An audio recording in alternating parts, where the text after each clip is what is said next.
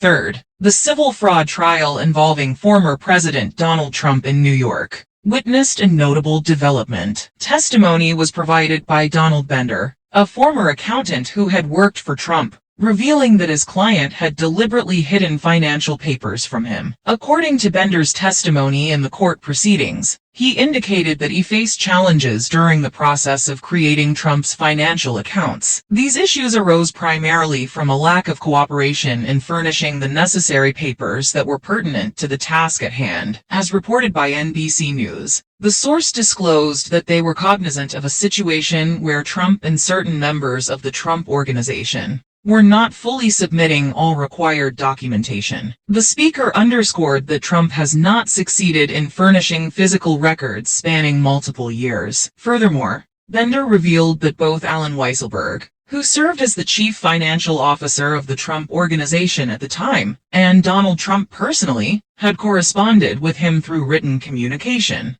asserting their lack of awareness regarding any intentional withholding of significant financial records or associated information. Moreover, Bender elucidated that the data he utilized to formulate Trump's financial records predominantly originated from the company itself, rather than being obtained directly from the ex-president. The individual's testimony provided valuable perspectives on the difficulties encountered during their involvement in the compilation of Trump's financial records. The testimony provided by Donald Bender was a pivotal juncture in the trial proceedings, since he was the inaugural witness to be summoned. Following the completion of his direct testimony, the trial temporarily adjourned for a lunch recess. During the intermission of the legal proceedings, Donald Trump seized the moment to engage with members of the press. He persistently maintained his belief that the trial was manipulated, and described it as deceitful. Trump also directed his criticism against New York Attorney General Letitia James,